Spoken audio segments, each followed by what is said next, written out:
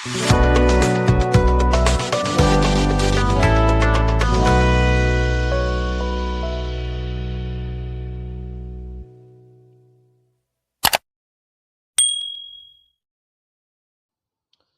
Hello दोस्तों, बहुत बहुत स्वागत है आप सभी का मेरे इस यूट्यूब चैनल क्रिक सुबंधु में। तो आई थिंक थोड़े दिन पहले हम बात कर रहे थे प्रोबेबल स्क्वाड को लेके, जो कि चैंपियंस ट्रॉफी 2025 के लिए अनाउंस होने वाला है टीम इंडिया की तरफ से।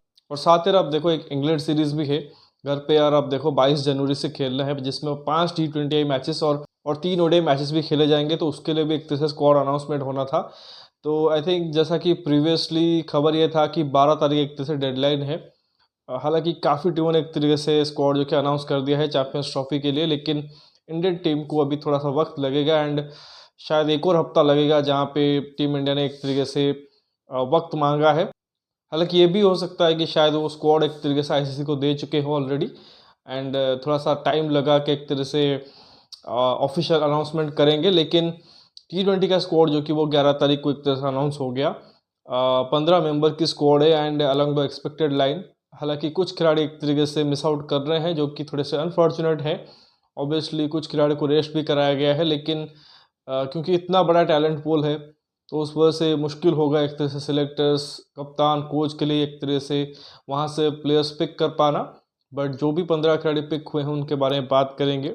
आई थिंक जो मैंने प्रीवियस वीडियो किया था जिसमें मैंने आई थिंक जो प्रोबेबल स्क्वाड दिया था उसमें सिर्फ 3 बदलाव है। और अब देखोगे बाकी के 12 खिलाड़ी एकदम सेम है, बस 3 बदलाव हुए हैं। तो जो भी एक तरह से एक्सपेक्टेड था ऑलमोस्ट सिमिलर स्क्वाड ही एक तरह से चयन किया गया है, लेकिन कुछ सरप्राइजिंग डिसीजन ज़रूर हैं। तो सबसे पहले अगर मैं उन 3 खिलाड़ी के बारे में बात करूं जो कि मैंने सेलेक्ट नहीं किए थे बट पिक हुए हैं, उसमें सर आप देखोगे तो ध्रुव जुरेल को अपॉर्चुनिटी मिली है। मेरे टीम में ईशान किशन या फिर जितेश शर्मा थे कि उन दोनों में से किसी एक को शायद पिक करते, बट इन्होंने किया है ध्रुव जुरेल को। इसके अलावा जायसवाल को मैंने रखा था टीम, बट यहाँ पे एक तरह से वो नहीं है और उनके जगह पे एक एक्स्ट्रा स्पिनर वाशिंगटन सुंदर पिक हुए हैं। एंड सरप्राइजिंगली मोहम्मद शमी की T20 में कमबैक हुई है। मैंने टीम में अवेश को रखा था बट मोहम्मद शमी की यहाँ पे कमबैक हुई है। तो इनके अलावा देखो जो 12 खिलाड़ी थे वो मैंने एक तरह से बताए थे, वही एक तरह से सिलेक्ट हुए हैं। अभिषेक शर्मा है एंड संजू सैमसन वहाँ पे हैं।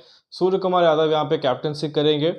हार्दिक पांड्या है, रिंकू सिंह है, नीतीश रेड्डी की भी कमबैक हुई है बीजेटी के बाद।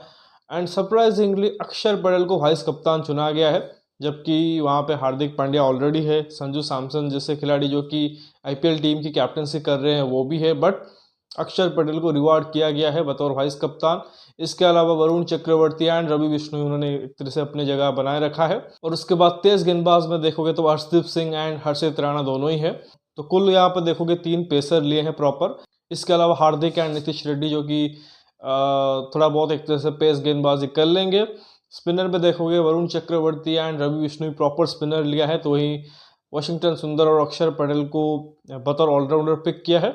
इसके अलावा देखोगे संजू सैमसन के साथ ध्रुव जुरेल 2 विकेट कीपर बैट्समैन होंगे एंड अभिषेक शर्मा जो कि वो संजू के साथ ओपन करेंगे। मिडल ऑर्डर में देखोगे तो आई थिंक एक नाम मैंने छोड़ दिया है, तिलक वर्मा। लगातार 2 शतक मारे थे साउथ अफ्रीका सीरीज में, तो वो भी हैं। तो तिलक, सूर्या, हार्दिक, रिंकू, नीतीश रेड्डी, ये एक तरह से मिडिल ऑर्डर होगा। तो काफ़ी बैलेंस साइड है और काफ़ी स्ट्रॉन्ग टीम है, जिसमें अब देखोगे नंबर 7, नंबर 8 तक प्रोबेबली बैटिंग रहेगी और उसके बाद ऑब्वियसली 6 से 7 बॉलिंग विकल्प भी रहेंगे। तो बहुत अच्छी टीम है। लेकिन अगर हम कुछ की पॉइंट्स इस टीम से उठाएं तो सबसे पहले आई थिंक जायसवाल को लेके ही होगा कि वो एक तरह से रेस्टेड है। अब अगर कोई बोलेगा कि जायसवाल ड्रॉप हुए हैं तो बिल्कुल एक तरह से वो क्रिकेट नहीं देख रहा है या क्रिकेट की समझ नहीं है। जायसवाल डेफिनेटली वो फर्स्ट पिक होंगे इंडियन टीम में T20 साइड में, बट क्योंकि अभी लगातार 5 मैच खेल के आए हैं टेस्ट श्रृंखला में और अभी चैंपियंस ट्रॉफी के स्क्वाड में भी शायद वो पिक हो सकते हैं। मेरा मानना ये भी है कि शायद गौतम गंभीर उनको सीधा प्लेइंग 11 में ऐड भी कर सकते हैं। तो अभी कुछ एक तरह से हमें पता नहीं है, आगे देखना पड़ेगा, बट श्योरली उनको रेस्ट दिया गया है। सेकेंड पॉइंट इज़ कि शुभमन गिल और ऋषभ पंत के साथ क्या, क्योंकि दोनों का काम अगर आप देखोगे तो संजू सैमसन मिलके इकलौते बैट्समैन के रूप में कर रहे हैं। संजू सैमसन एक तरह से विकेट कीपिंग भी कर रहे हैं जो कि ऋषभ पंत करते हैं, और संजू सैमसन ओपन कर रहे हैं जो कि आप शुभमन गिल से एक्सपेक्ट करते हो। तो मतलब उनके साथ एक तरह से एग्जैक्टली पता नहीं है कि रेस्टेड है कि ड्रॉप्ड है, क्योंकि ये तो अगले सीरीज में ही पता लगेगा। बट फिलहाल के लिए आप देखो संजू सैमसन ने सिलेक्टर्स के लिए ईजी कर दिया है कि वो उनको पिक कर ले और वो दोनों का काम कर रहे हैं। अगर आप ऋषभ की बात करें, T20 में उन्होंने अंडर परफॉर्म ही किया है। एंड जहाँ तक शुभमन गिल की बात करें, जिस नई अप्रोच के साथ टीम इंडिया उतर रही है T20 फॉर्मेट में, शायद वो उनके स्टाइल ऑफ प्ले को सूट नहीं करता। तो भी अगले सीरीज़ का इंतज़ार करना पड़ेगा। आई थिंक जो मैं शायद यशस्वी के लिए कह सकता हूँ, शायद वो चीज़ मैं इन दोनों के लिए नहीं कह सकता। So we have to wait and watch for next T20 series, but वो डेफिनेटली दोनों खिलाड़ी एक तरीके से 50 ओवर फॉर्मेट में होंगे। उसके बाद अगर एक चीज़ और हम फोकस करेंगे तो मोहम्मद शमी की कमबैक हुई है। अब मेरे को लगता है कि सिर्फ यही एक तरह से T20 सीरीज़ है जिसके लिए इनकी कमबैक हुई है। इसके आगे शायद T20 वो कंसिडर नहीं होंगे, क्योंकि एक लंबा एक तरह से वक्त हो गया है उनको इंटरनेशनल क्रिकेट खेले हुए। तो आप चाहते हो कि उनको एक तरह से गेम टाइम देना, हालांकि उन्होंने डोमेस्टिक में जाके खेला है, वहाँ पे परफॉर्म भी किया है, लेकिन इंटरनेशनल क्रिकेट का एक तरह से जो स्तर है वो अलग होता है। उस वजह से आप देखोगे चैंपियंस ट्रॉफी से पहले उनको कुछ मैचेस वो देना चाहते हैं, तो प्रोबेबली 5 में से 3 या 4 मैच इनको ज़रूर देंगे, और फिर 3 ओडीआई मैचेस भी हैं। तो ये सारे एक तरीके से जो मैचेस हैं उनको वो बतौर प्रैक्टिस मैच यूज़ करेंगे। एंड देन क्योंकि जसप्रीत बुमराह के ऊपर भी डाउट है चैंपियंस ट्रॉफी को लेके, तो शायद अगर वहाँ पे बुमराह के साथ रिस्क नहीं लेते हैं तो मोहम्मद शमी का फिट होना बहुत ही ज़रूरी है, उनका मैच फिट होना बहुत ज़रूरी है। तो शमी को उस वजह से वहाँ पे पिक किया गया है। इसके अलावा आई थिंक बैटिंग में टॉप ऑर्डर में 2 खिलाड़ी शायद थोड़ा सा मुझे लगता है कि मिस आउट कर गए हैं। एक तो ऋतुराज गायकवाड़, डेफिनेटली वो डिज़र्व करते थे जिस तरह से उन्होंने आखिर कुछ मैचेस में परफॉर्मेंस दी है। पिछले 2 सीरीज़ अगर आप देखोगे वो बाहर रहे, क्योंकि उनको रेड बॉल फॉर्मेट के लिए बैकअप के तौर पे देखा जा रहा था, बट अब तो एक तरह से वो भी नहीं है। बट स्टिल उनको पिक नहीं किया गया है। एंड आई थिंक उनके साथ भी वही केस है जो शुभमन गिल के साथ भी मैंने बोला था कि वन डायमेंशनल प्लेयर है, थोड़ा सा एंकर वाला बैटिंग करते हैं कि शुरुआत में संभल संभल के खेलते हैं, बाद में एक तरह से एक्सेलरेट करते हैं, और वो style of play Indian team में इस वक्त खेल नहीं रही है। पावर प्ले को यूटिलाइज कर पाए वो बैट्समैन चाहिए, 160-70 के स्ट्राइक रेट से बैटिंग कर पाए वो बैट्समैन चाहिए। तो प्रोबेबली उनको इंतज़ार करना पड़ेगा आईपीएल का, वहाँ पे अगर कुछ अलग अंदाज से बैटिंग करते हैं और इम्पैक्ट छोड़ पाते हैं चेन्नई के लिए, तो हो सकता है कि वो रिकंसिडर हो जाए, बट फिलहाल के लिए बहुत टफ है। ऑब्वियसली गलत हो रहा है उनके साथ, हैराश कॉल है उनके साथ, बट T20 क्रिकेट इसी तरीके से खेला जा रहा है अब। एंड अनफॉर्चुनेटली शायद उनसे बेहतर विकल्प टीम इंडिया के पास है जो कि मल्टीपल स्किल्स एक तरह से देते हैं। And another player Ishan Kishan, मुझे लग रहा था कि शायद उनको कमबैक कराया जा सकता है, बट लगता है कि उनको थोड़ा सा भी और इंतज़ार करना पड़ेगा। अगेन वही आईपीएल का, इस बार तो एसआरएच में गए हैं, तो उम्मीद करेंगे वहाँ पे अभिषेक के साथ मिलकर अच्छा करें और टीम इंडिया में कमबैक करें। वैसे भी विकेट कीपर के जो ऑप्शन है उसमें देखो ऑलरेडी ऋषभ पंत का नाम है, ध्रुव जुरेल हैं, जितेश इससे पहले थे, तो टफ हो रहा है ईशान के लिए। बाकी 1-2 खिलाड़ी हैं जो कि श्योर नहीं हूँ कि इंजरी की वजह से बाहर है या फिर ड्रॉप हो गए हैं। एक तो रियान पराग, आई थिंक उनके साथ इंजरी का कुछ इशू है। बाकी शिवम दुबे, अगेन उन्होंने भी कुछ खास गलत किया नहीं है, लेकिन इस वक्त अगर आप देखोगे नीतीश रेड्डी थोड़ा सा बेटर बैलेंस दे रहे हैं। अगर आप दोनों के बॉलिंग को देखोगे तो डेफिनेटली शिवम दुबे से बेहतर बॉलर है नीतीश कुमार रेड्डी।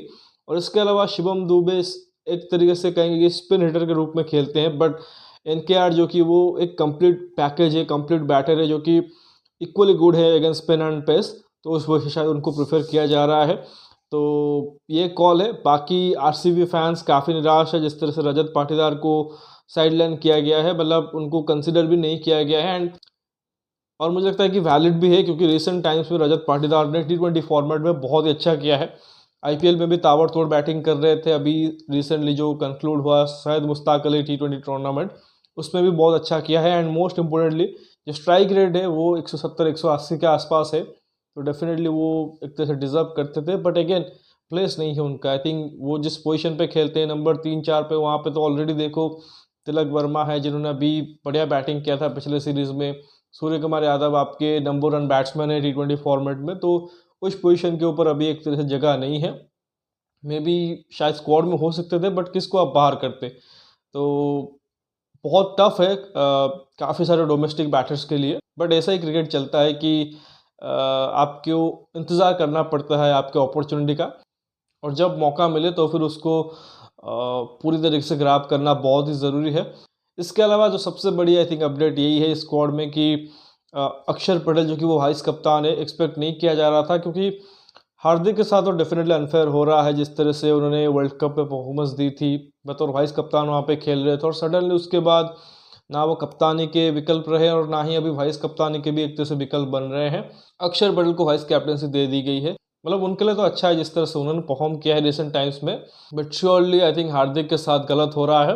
बट होप यही करेगी जिस तरह से उन्होंने उस टाइम पे परफॉर्म किया था बिना कुछ बोले, उसी तरीके से यहाँ पे भी परफॉर्म करे एंड एक तरह से अपना बेस्ट देने की कोशिश करें एंड यू नो कि जिस तरह से वो खेलते हैं, जो रेयर कमोडिटी वो लाते हैं, शायद ही किसी दूसरे खिलाड़ी के साथ आप ये चीज़ एसोसिएट करोगे। एनकेआर ऑब्वियसली एक बैकअप के तौर पे देखे जा रहे हैं, बट अभी उनको वक्त लगेगा। खैर ये एक तरीके से टीम इंडिया की T20 स्क्वाड थी, अच्छी खासी स्क्वाड है।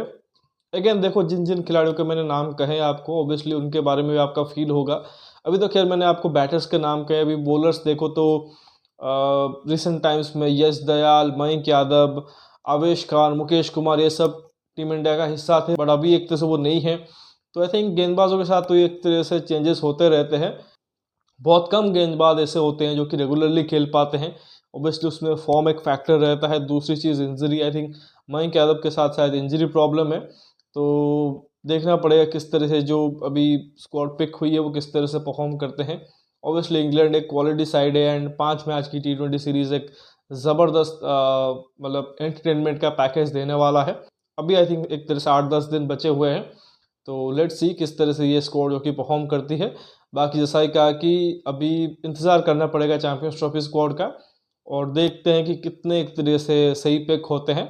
फिलहाल इस वीडियो बस इतना ही। आशा करता हूँ कि वीडियो ज़रूर आपको पसंद आएगा। वीडियो को लाइक ज़रूर करिए और साथ ही चैनल को सब्सक्राइब करना मत भूलिए और साथ ही दोस्तों तक शेयर भी कर दीजिए। कमेंट सेक्शन में इस कोड को लेके आपका क्या फीडबैक है ज़रूर दीजिए।